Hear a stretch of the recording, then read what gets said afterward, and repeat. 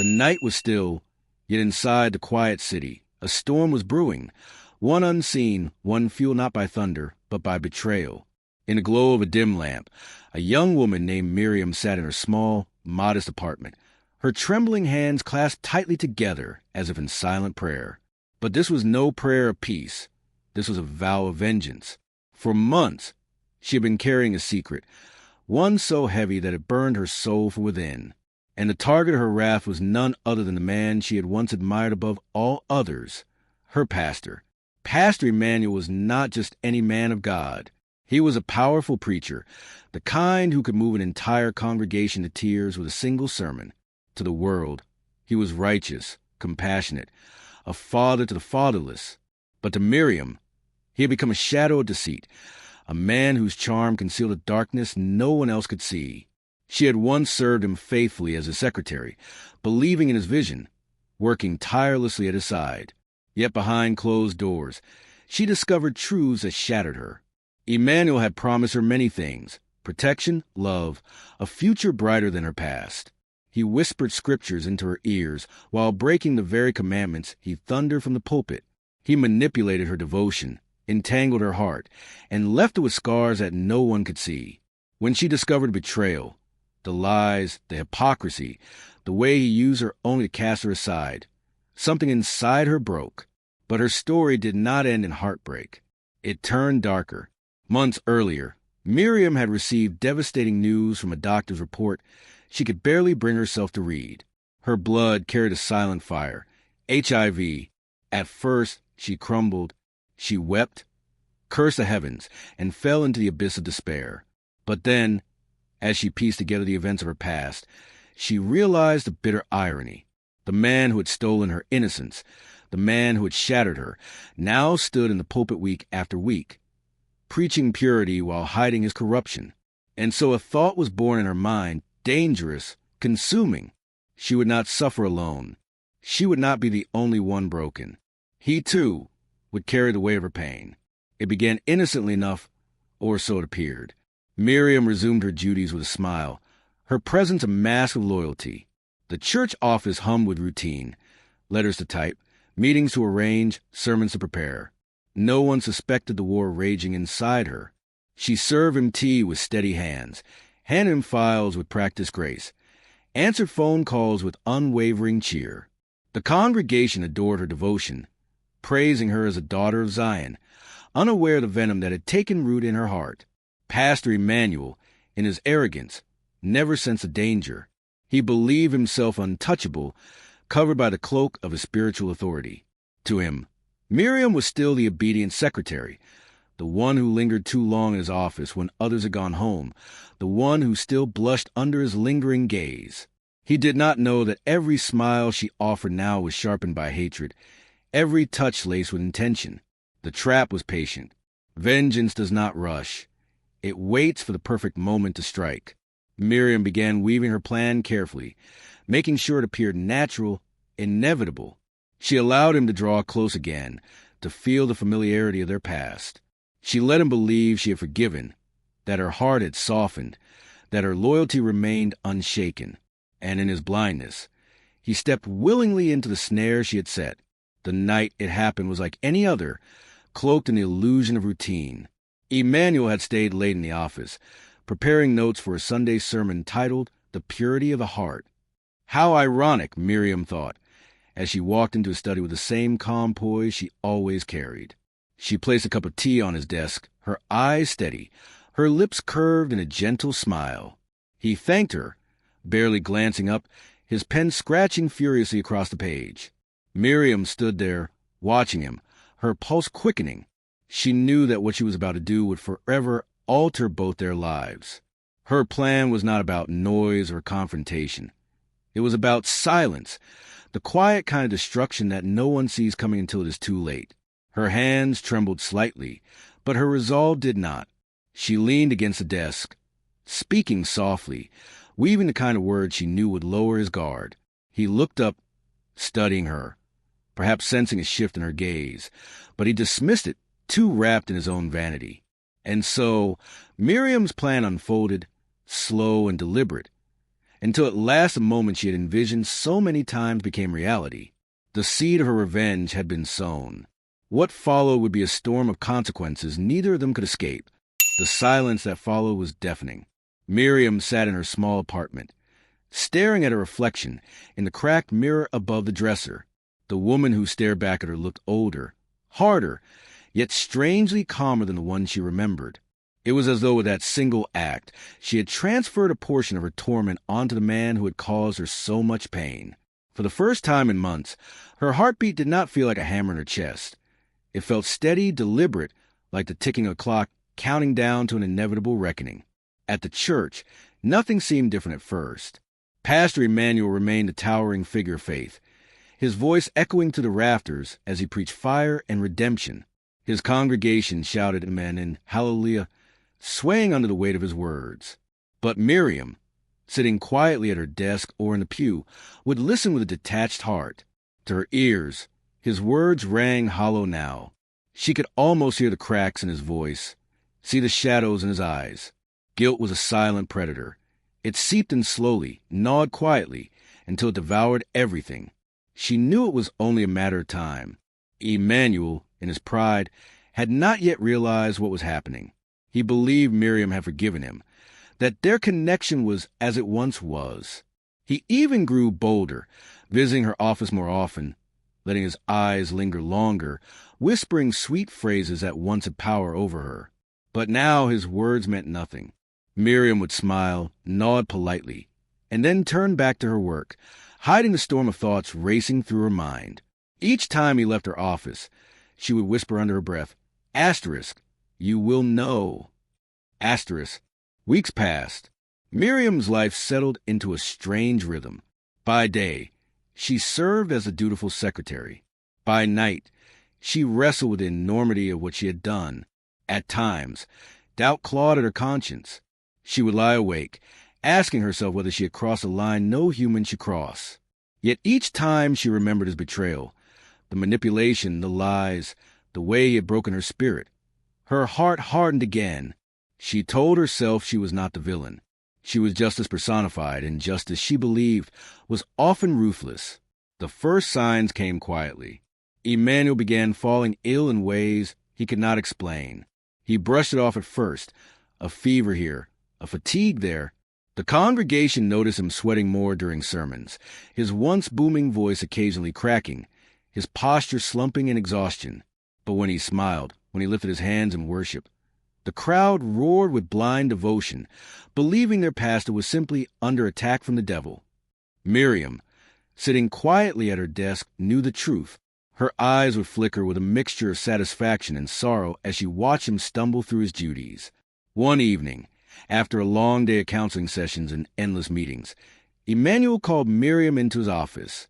His face was pale, his eyes hollow, his usually immaculate suit rumpled. He leaned forward on the desk, clasping his hands together tightly, as though praying without words. "Miriam," he said, his voice strained, "something is wrong with me." Miriam feigned concern, tilting her head just slightly, her brows furrowing. "What do you mean, Pastor?" she asked softly, her voice smooth, betraying nothing. "I've been weak, tired. I don't understand it. The doctors say I should take more tests, but I've been avoiding them. You know how people talk. If they saw me at the hospital, rumors would spread." He paused, studying her face as if searching for reassurance. "I can't let this congregation see me falter. They believe I am strong. I must remain strong." Miriam lowered her gaze, hiding the flicker of triumph that almost betrayed her. "God will give you strength," she murmured, carefully choosing her words. "But perhaps you should listen to the doctors, Pastor.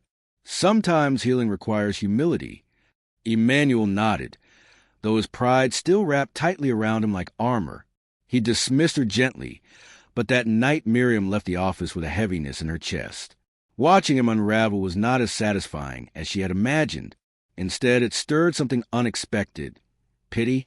For the first time since the plan began, she wondered whether vengeance truly healed wounds, or whether it simply deepened them. Yet the journey had already begun, and there was no turning back. Days turned into weeks, and Emmanuel's health deteriorated rapidly. The congregation grew uneasy. Whispers spread through the pews. Some said the pastor was carrying a hidden sin. Others believed he was being spiritually attacked. His sermons, once thunderous, became shorter, weaker, and less convincing. The man who had once commanded thousands now struggled to stand before them. Still, he kept Miriam close, leaning on her more and more as his strength failed. He did not know that the very person he trusted most was the architect of his downfall. One rainy evening, Miriam found herself alone in the church office, sorting through documents. The sound of the storm outside was relentless, and the flickering light from the lamp cast long shadows on the walls.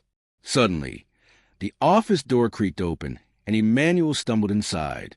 His face was pale, his shirt clinging to his damp skin, his breathing ragged. "Miriam," he whispered, almost collapsing into a chair. I went for the test." Her hands froze. The papers slipped from her fingers and scattered to the floor. She turned slowly to face him, her heart pounding.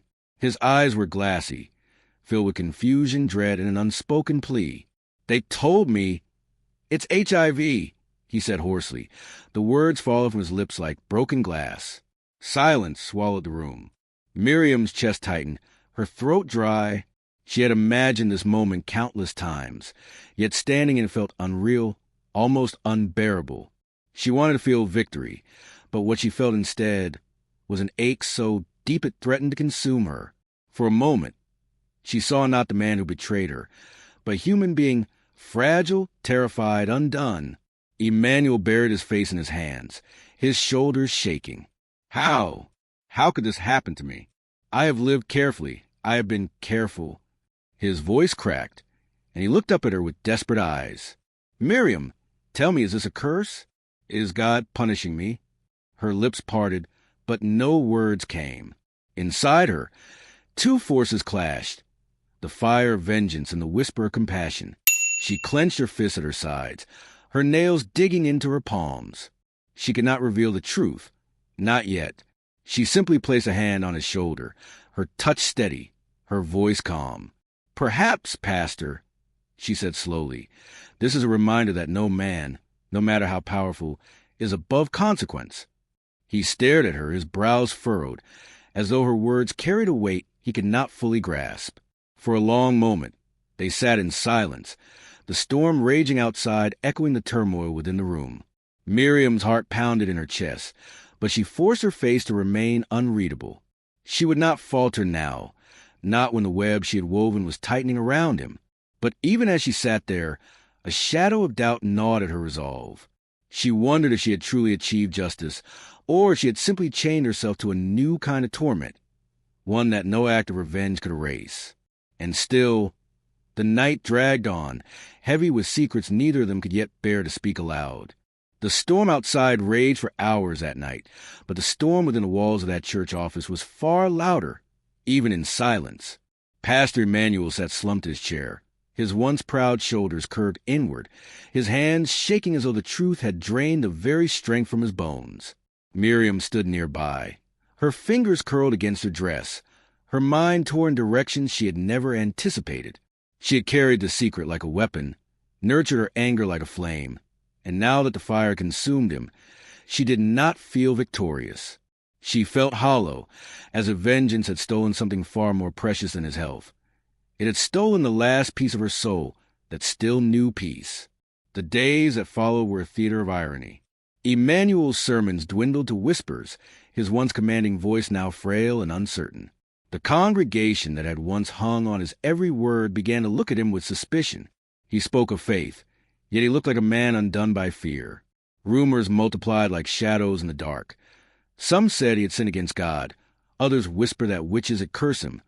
Still others claimed he was carrying a hidden shame.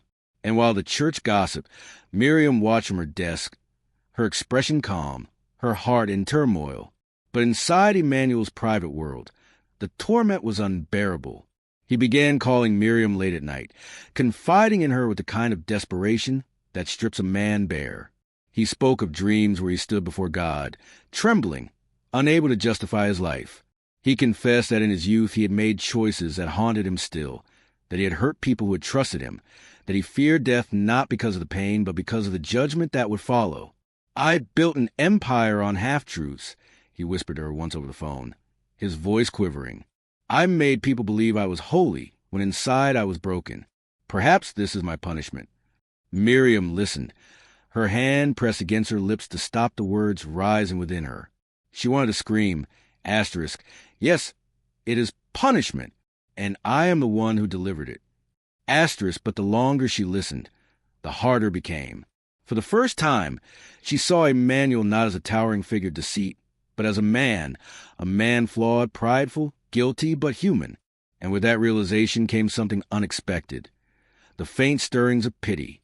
Still, the poison of vengeance had already been set loose, and it was unstoppable. Emmanuel grew weaker by the week. The congregation began to shrink, members slipping quietly away to other churches. Donations dried up, the once vibrant ministry withering under the weight of its leader's sickness. Miriam sat in the eye of the storm, her face serene even as chaos brewed around her. Yet at night, when the world was silent, her tears betrayed her. She would curl into her bed, whispering apologies to the heavens, unsure if they were meant for Emmanuel, for herself, or for the innocent people who now suffered because of her silent war. The climax of it all came one Sunday morning. The church was half empty, the air heavy with unease. Emmanuel, pale and trembling, stood at the pulpit, his Bible open before him.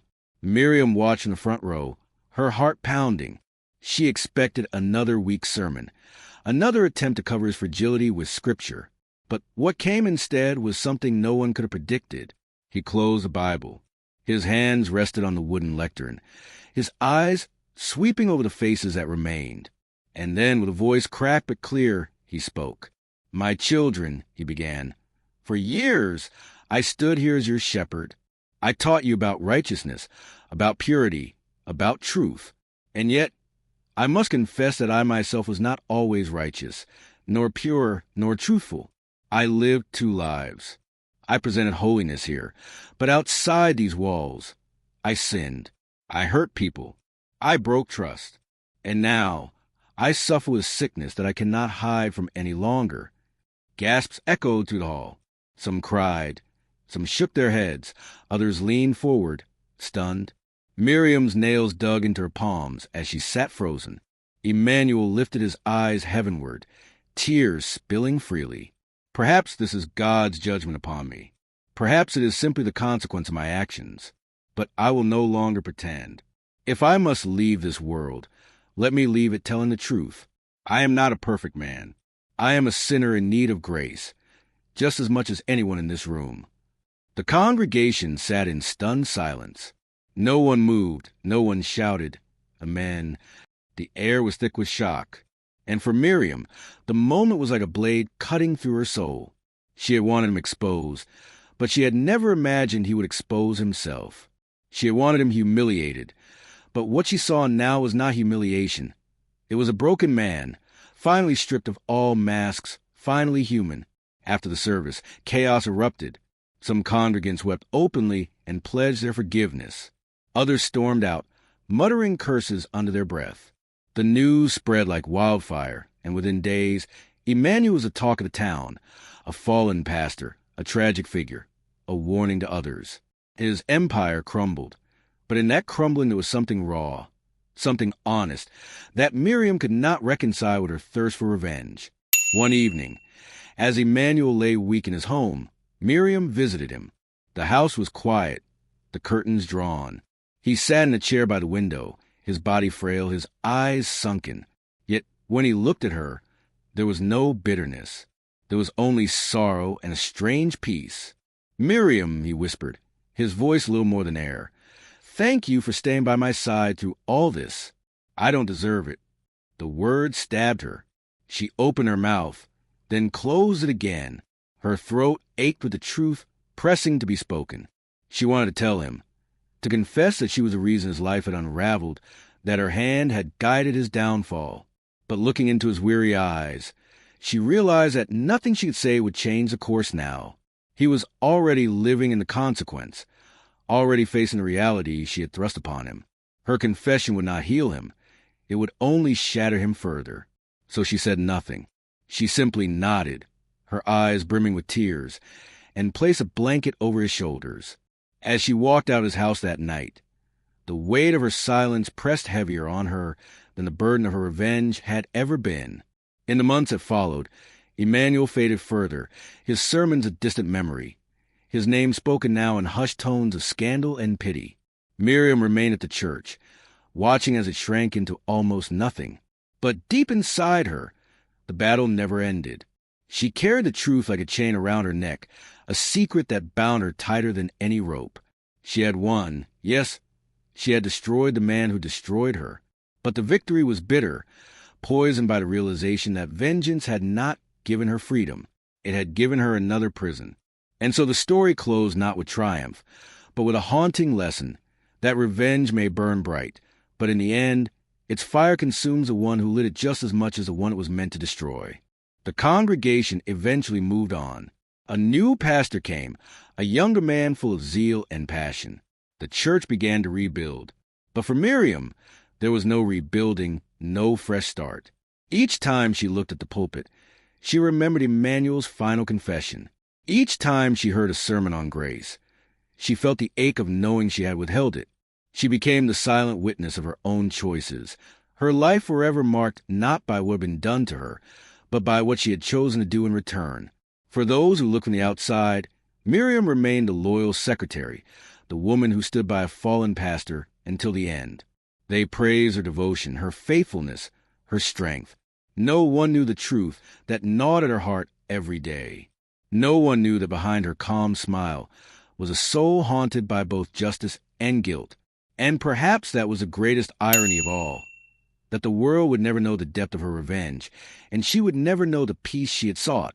Instead, she would walk through life as both victor and victim, punisher and prisoner, her story a silent testimony to the dangerous power of a wounded heart left unchecked. The storm outside eventually passed, the rain giving way to sunlight, the earth soaking up the water as if nothing had happened. But inside Miriam's heart, the storm never truly ended. It lingered, it echoed, it whispered truth she could never escape. That vengeance may silence one pain, but it awakens 1,000 more. And so her life became the embodiment of a paradox. The woman who destroyed a pastor, yet destroyed herself in the process. The woman who sought justice, but found no peace. The woman who had the power to speak the truth, but chose to carry it like a shadow, forever unseen, forever untold. That, in the end, was the true cause of her revenge.